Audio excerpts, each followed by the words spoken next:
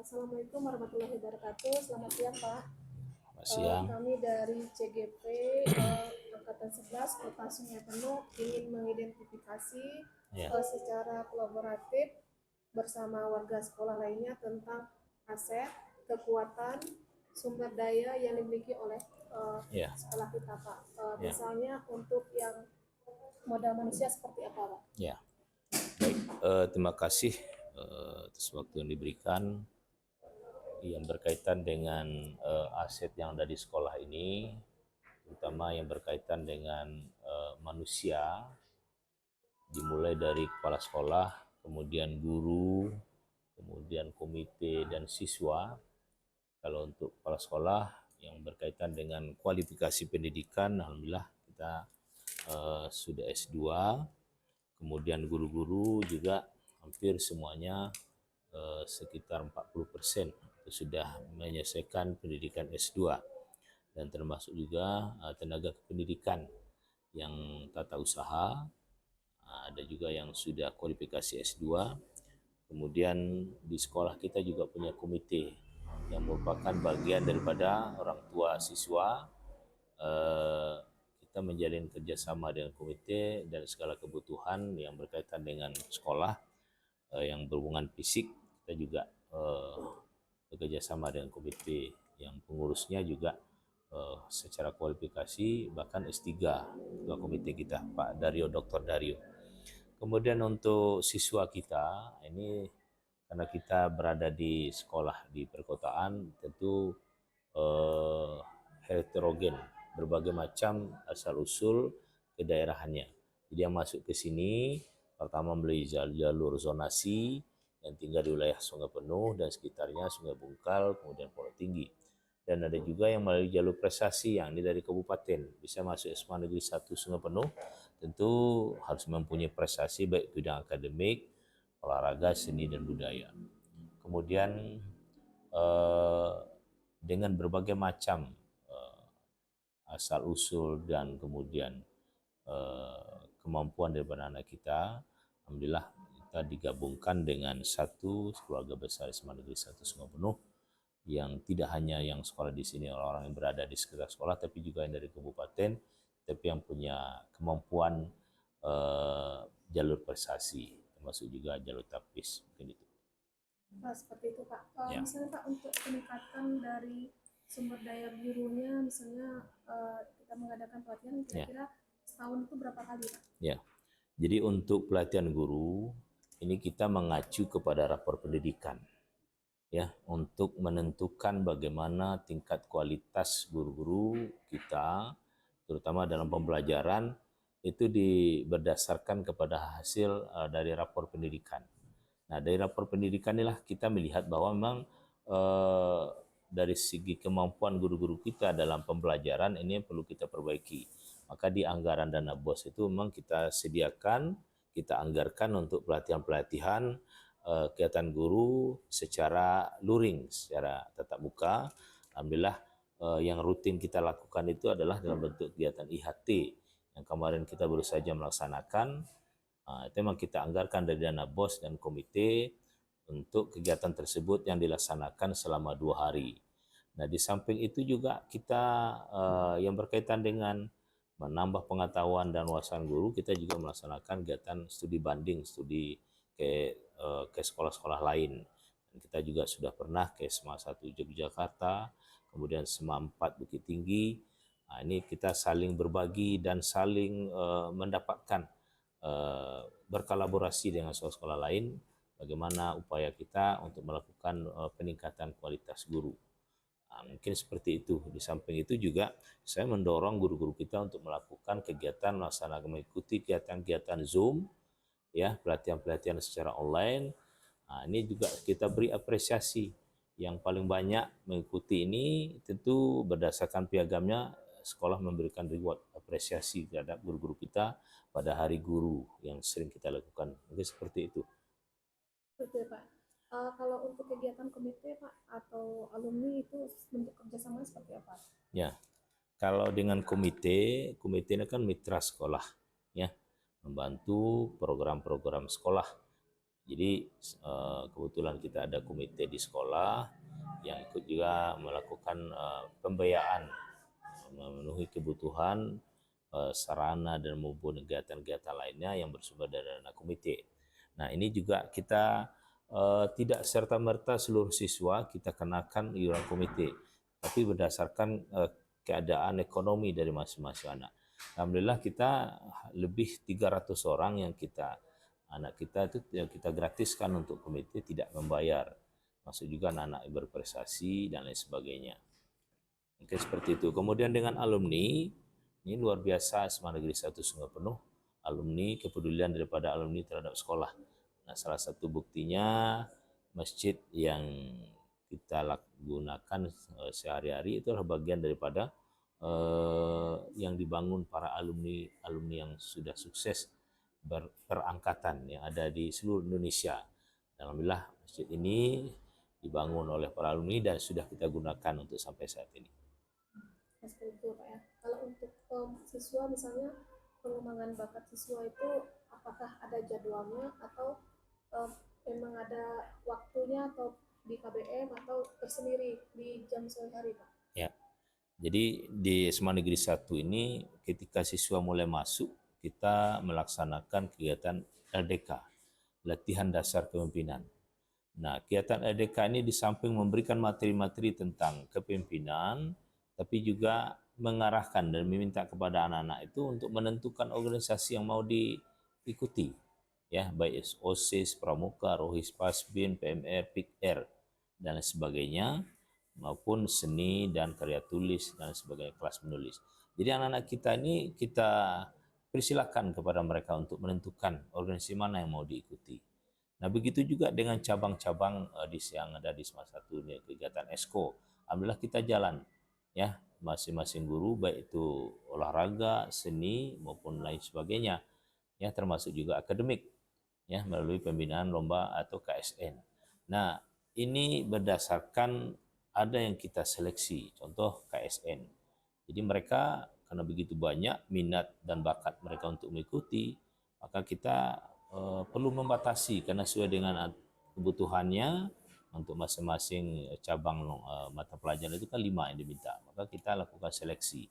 Nah, begitu juga dengan cabang-cabang lainnya, ya, kita secara rutin setiap sore hari di 2 jam pelajaran dilakukan pembinaan, itu olahraga maupun seni, itu seperti itu. Ya, seperti itu. Ya, terima kasih Pak untuk penjelasan untuk Ya. modal manusia. Selanjutnya akan dijelaskan oleh teman saya, Ibu Sri, kepada Ibu Sri, silakan. Ya Pak, jadi selain modal manusia tentu dalam mendukung kebutuhan belajar siswa adanya modal sosial dan finansial. Nah, yang pertama yang saya tanyakan adalah modal sosial itu apa-apa saja yang modal sosial yang ada di SMA Negeri 1. Ya, jadi terlaksananya proses pelaksanaan pembelajaran di sekolah ini tidak serta-merta hanya di lingkungan sekolah saja.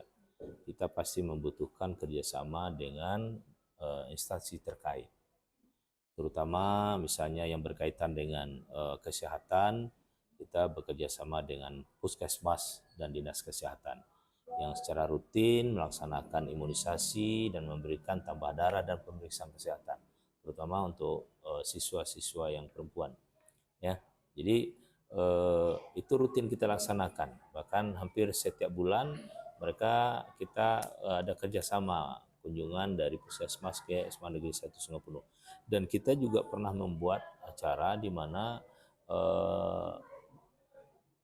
acara minum obat, ya, tambah darah secara massal. Nah, biasanya tambah darah ini ketika diberikan tabletnya mereka tidak melakukan minum obat-obat tadi. Lalu kita lakukan di lapangan secara bersama melalui gerakan minum obat tambah darah, khususnya yang perempuan. Nah, kerjasama lain juga kita dengan kepolisian, ini berkaitan dengan keamanan dan situasi yang berkaitan dengan kenakalan remaja, seperti narkoba, kemudian perbulian, kemudian termasuk juga perkelahian, tawuran dan sebagainya. Ini kita menjalin kerjasama dengan kepolisian. baik itu di Polsek maupun di Polres. Ya, di samping itu juga kita mengundang daripada pihak-pihak Polres untuk memberikan penyuluhan hukum, termasuk juga penyuluhan tentang narkoba dan tingkat-tingkat kriminal lainnya. Nah, di samping itu juga yang berhubungan dengan lingkungan sekolah, kita juga menjalin kerjasama dengan LH, lingkungan hidup. Alhamdulillah di SMA Negeri 1 Sungai Penuh, kita sudah ada bank sampah yang kita kelola sendiri, di mana sampah-sampah itu bukan menjadi hal yang penyakit, tapi kita komersilkan, yang jadi kas daripada masing-masing kelas setelah mereka menyetor sampah-sampah yang bisa dijual. Kemudian yang lainnya kita olah sampah itu menjadi pupuk ya organiknya dari SMA Negeri 1 Sungai Penuh. Dan termasuk juga dengan instansi-instansi lain ya yang juga kita lakukan kerjasama baik dengan orang tua dan lain sebagainya maupun dengan alumni. Ini bagian daripada kegiatan sosial yang kita lakukan di SMA Negeri 1 Sungai Penuh. Baik Pak, sudah sangat jelas sekali yang Bapak paparkan tentang modal sosial apa saja yang sudah ada di SMA Negeri 1 Sungai Penuh. Kemudian yang ingin saya tanyakan lagi adalah apakah kegiatan-kegiatan yang apa namanya yang berkaitan dengan modal sosial ini seperti bekerja sama dengan puskesmas, kepolisian dan sebagainya itu apa memang sudah terjadwal atau bagaimana? Ya, yang untuk yang kesehatan dengan puskesmas itu memang sudah terjadwal setiap bulan, ya. Bahkan ada yang per minggu, yang kunjungan di pihak puskesmas SMA Negeri 1 Sungai Penuh, yang apalagi kita ditambah sekarang ini predikat sebagai sekolah sehat, ya, sehat imunisasi, sehat fisik, sehat jiwa, dan sehat lingkungan. Nah, ini pasti kita harus menjalin kerjasama dengan pihak-pihak puskesmas, dan terutama yang berhubungan dengan sehat imunisasi yang dalam bentuk pemeriksaan kesehatan dan tambah darah dan lain sebagainya. Baik Pak, kemudian untuk modal selanjutnya itu modal fisik yang saya tanyakan di SMA Negeri 1 Sungai Penuh ini untuk aset dalam modal fisik itu apa saja yang sudah ada untuk memenuhi kebutuhan belajar siswa? Ya, salah satu yang harus dimiliki sekolah itu adalah standar sarana dan prasarana. Nah, standar sarana prasarana ini tentu di SMA Negeri 1 Sungai Penuh seperti yang kita lihat. Yang pertama ruang belajar, ruang labor, ruang pustaka, lalu ruang UKS dan ruang-ruang kegiatan unit kegiatan. Alhamdulillah itu semuanya sudah tersedia, masuk ruang labor praktek. Dan termasuk juga sarana olahraga. Ya, sarana olahraga baik itu basket, kemudian volleyball, futsal dan sebagainya yang semuanya terpusat di sekolah. Nah, di samping itu juga sarana ini juga kita baru saja menambah beberapa tempat-tempat yang kita fungsikan untuk sebagai tempat pembelajaran. Contohnya taman literasi, kemudian juga ada juga pentas kita, kemudian ada juga yang di belakang itu saung, ya. Nah, itu adalah bagian daripada melengkapi standar sarana prasarana yang dimana guru-guru juga bisa menggunakan sarana itu untuk proses pembelajaran. Tapi yang jelas standar prasarana dan prasarana di SMA Negeri 1 Sungai Penuh sejauh sampai saat ini alhamdulillah sudah terpenuhi, ya, baik itu labor, kemudian tempat ibadah, kemudian taman bermain atau literasi, kemudian tempat olahraga dan sebagainya, alhamdulillah tersedia di SMA Negeri 1 Sungai Penuh. Baik Pak, ini terakhir dari saya mungkin tentu dalam mengelola aset ini baik itu modal sosial dan modal fisik yang saya tanyakan tadi tentu tidak lepas dari tantangan atau hambatan ya Pak.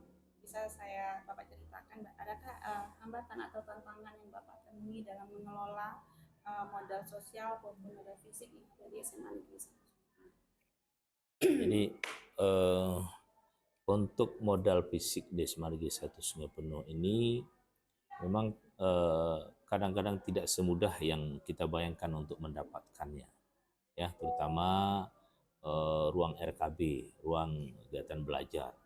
Nah, kita memang sudah berapa kali dan berapa tahun mengusulkan melalui Depodik, termasuk juga dengan Dinas Pendidikan untuk meminta untuk penambahan ruang belajar. Karena kita memang masih kekurangan untuk ruang belajar. Nah, mudah-mudahan di tahun 2025 ini kita bisa dapatkan untuk ruang belajar, termasuk juga rehab dan sebagainya. Nah, ini tentu kita lakukan usaha yang untuk mendapatkan, dan juga kita lakukan pemeliharaan, ya. Dan alhamdulillah untuk sarana misalnya toilet kita yang sebelum saya masuk sini itu memang masih kurang perbandingan rasio dengan jumlah siswa. Kalau rasionya kan 25 orang itu satu toilet. Nah, kita dengan jumlah ribuan orang memang dibutuhkan banyak toilet. Alhamdulillah kita sudah bangun di 2 tempat dengan 4 pintu. Nah, itu juga ikut memberikan untuk sarana prasarana yang berhubungan dengan toilet yang ada di sekolah. Termasuk juga yang lain, alhamdulillah sudah kita bangun dengan harapan bisa dimanfaatkan untuk pembelajaran. Baik Pak, terima kasih untuk penjelasannya. Selanjutnya mungkin kami dilanjutkan oleh rekan kami Bu Haris. Baiklah Pak, untuk melanjutkan pertanyaan selanjutnya, di sini salah satu modal daripada salah satu modalnya ada agama dan budaya. Untuk itu apa saja yang ada di agama atau budaya yang ada di SMA 1 dan bagaimana strategi pemanfaatannya? Ya, yang berkaitan dengan modal agama, kegiatan-kegiatan yang sering kita lakukan salah satunya kalau yang berhubungan dengan sarananya adalah masjid, ya, masjid alumni. Nah, ini juga multifungsi, di samping untuk kegiatan beribadah juga kegiatan-kegiatan pembinaan keagamaan seperti mabit, kemudian Jumat beriman dan sebagainya. Nah, ini alhamdulillah kita di Semarang Negeri 1 punya masjid. Kemudian yang berkaitan dengan modal sosial lainnya, yang berkaitan dengan sarana-sarana lainnya, kegiatan-kegiatan yang lainnya, alhamdulillah juga berjalan sebagaimana mestinya di SMA Negeri 1 Sungai Penuh. Ya, kegiatan sosial, kunjungan sosial, kemudian Jumat peduli, ataupun semansa berbagi ketika jadi musibah banjir seperti kemarin. Alhamdulillah kita bisa berbagi dengan masyarakat, termasuk juga warga sekolah yang terdampak banjir. Dan juga di bulan Ramadan kita juga melakukan semansa berbagi, ya, melalui sumbangan donatur dari siswa dan juga orang tua dan juga Bapak Ibu Majelis Guru, dan kita bisa memberikan sembako pada anak-anak kita yang tidak mampu. Inilah satu bagian daripada sosial yang kita laksanakan di modal sosial yang dilaksanakan di SMA Negeri 1 Sungai Penuh. Kalau masalah keagamaan, kegiatan-kegiatan yang kita laksanakan setiap Jumat kita melaksanakan Jumat beriman, dan setiap pagi kita membaca Asmaul Husna sebelum belajar. Kemudian setiap zuhur kita pergilirkan jadwal sholat berjamaah.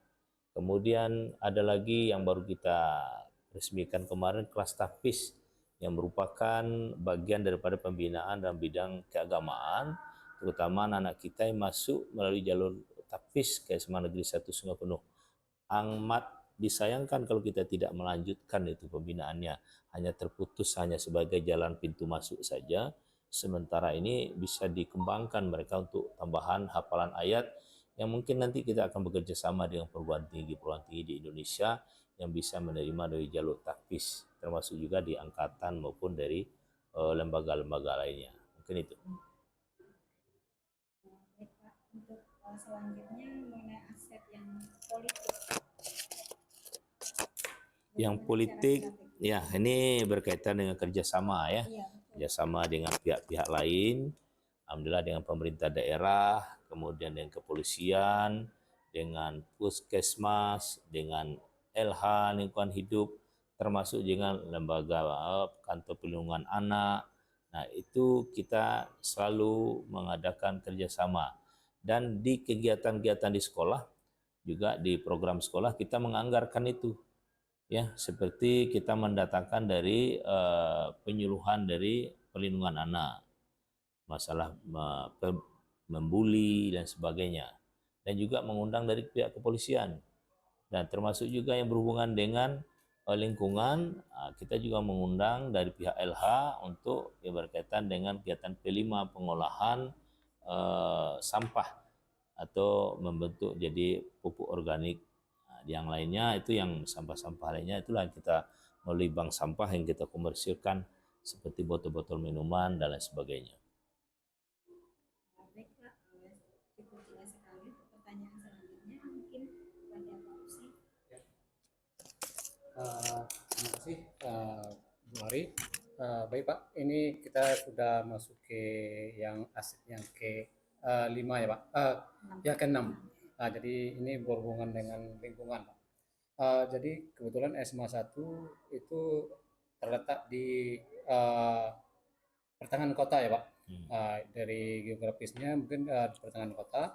Kemudian di sini juga saya ingin menanyakan tentang pemanfaatan lingkungan untuk dalam pembelajaran gini Pak.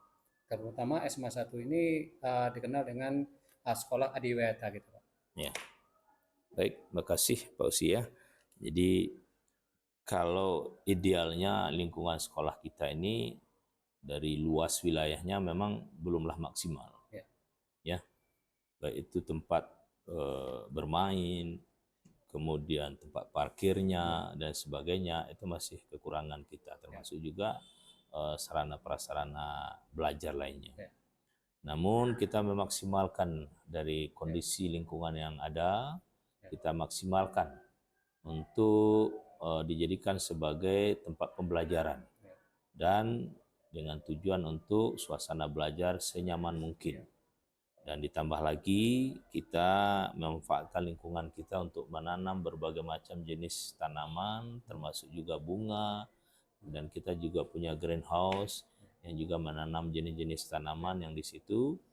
Dan juga ada kita memanfaatkan lahan kita yang di depan sekolah kita ini ya, menanam kangkung, kemudian cabai, tomat.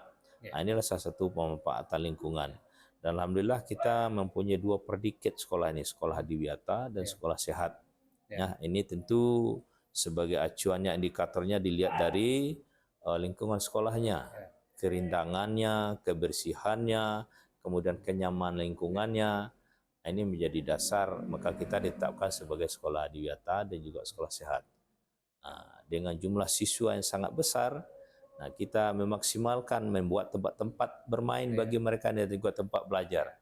Jadi saya sampaikan tadi ada taman literasi, ada saung, ada juga pentas. Dan sarana olahraga ini baru saja datang kita nih, matras. Ya, ini bisa kita manfaatkan nanti di samping untuk kegiatan olahraga juga kegiatan seni. Ya, yang anak-anak kita bisa tampil secara maksimal dengan adanya matras yang sudah kita sediakan. Dan termasuk juga sarana labor. Ya, labor fisika alhamdulillah sudah bisa difungsikan. Sudah kita buat meja di pinggirnya, kemudian meja untuk di tengahnya, dan sarana airnya sudah kita masukkan termasuk listrik. Nah, yang sekarang sedang mau dikerjakan adalah labor kimia. Nah, apa tujuannya ini adalah dengan harapan proses pembelajaran ini sebagai tempat untuk pembelajaran. Contoh labor ya, kita minat besar SMA Negeri 1 siswa kita ini adalah ngambil bagian kesehatan, kedokteran. Sangat-sangat disayangkan kalau nanti mereka sampai di perguruan tinggi tidak bisa menggunakan alat-alat prakteknya. Makanya kita harapkan sarana labornya kita sediakan, termasuk alat-alat labornya. Dengan tujuan ketika mereka sampai di perguruan tinggi, mereka tidak canggung lagi untuk menggunakan alat-alat praktek yang ada di perguruan tinggi. Ini juga salah satu indikator penilaian sekolah ya, apakah memiliki sarana labornya lengkap atau tidak. Karena saya dengar SMA 1 ini pernah jadi punya pengalaman pernah digagalkan karena sarana labornya tidak lengkap. Maka kita berusaha sekarang ini menambah, kemudian membuat labor ini bisa menjadi labor yang standar sesuai dengan fungsi dan gunanya. Seperti itu. Baik Pak, jadi masih dari aspek lingkungan ya Pak. Dari lingkungan ini seperti yang disampaikan Bapak tadi, kita merupakan sekolah adiwiyata. Ada greenhouse, ada lain semua macamnya. Sering nggak gangguan dari lingkungan sekitar dalam melakukan atau pemeliharaan gini Pak. Misalnya gangguan dari luar atau orang luar masuk atau segala macam untuk merusak dari lingkungan kita gini Pak. Ya, jadi kondisi SMA Negeri 1 Sungai Penuh ini di lingkungan dikelilingi oleh pagar di seluruh sekeliling sekolah ini, dan hanya ada 2 pintu masuk. Jadi tidak gampang akses untuk orang luar bisa masuk seenaknya ke dalam lalu melakukan pengerusakan. Jadi untuk sampai saat ini kita belum menemukan yang seperti itu, ya. Jadi karena akses untuk ke sekolah itu bebas masuk keluar itu tidak ada. Jadi gangguan dari luar sampai saat ini kita berharap tidak terjadi, belum ada yang seperti itu. Nah, untuk anak-anak kita yang berhubungan dengan lingkungan sekolah ini, kita rutin setiap tahun itu melaksanakan lomba kelas sehat. Ya, ini adalah bagian daripada bagaimana sekolah memberikan tanggung jawab kepada siswa untuk menjaga lingkungan sekolah, menjaga kebersihannya, menjaga kenyamanannya. Ini kita beri reward dalam bentuk penilaian, ada hadiahnya. Nah, ini salah satu upaya kita. Dan alhamdulillah ini sudah berjalan, termasuk juga mengolah sampahnya, memilah lalu dikomersilkan. Ini juga salah satu untuk menjaga lingkungan sekolah yang bersih dan rapi. Jadi dari Bapak tadi tentang sekolah kelas sehat gitu Pak. Ini sangat menarik sekali Pak. Baik Pak, ini yang terakhir Pak tentang model finansial nih Pak. Jadi apa modal finansial atau platform finansial yang mendukung dalam proses pembelajaran ini Pak? Untuk sampai saat ini kita mempunyai 2 sumber anggaran yang ada di sekolah. Pertama dari dana BOS, yang kedua dari komite. Sebetulnya ada yang ketiga dari pihak ketiga yang tidak mengikat, ya, baik itu orang tua maupun alumni, yang juga ikut mempunyai andil terhadap pembiayaan yang ada di sekolah, terutama untuk pembangunan fisik seperti masjid. Jadi yang sampai saat ini kita yang jelas itu 2 tadi tuh, dana BOS dan juga dari komite. Ini tuh. Oke Pak, cuma itu Pak. Terima kasih atas penjelasannya Pak. Mungkin kami kembali ke Bu Desi. Terima kasih Pak atas kesempatan yang diberikan kepada kami untuk membuat modul 3.2 ini. Semoga ilmu yang Bapak berikan kepada kami bermanfaat bagi kami semua, ya. Supaya kami ke depan lebih baik lagi dari sebelumnya. Ya Pak, terima kasih Pak. Ya, sama-sama Bu. Ya, Waalaikumsalam. Semoga sukses, ya. Pak. Sukses.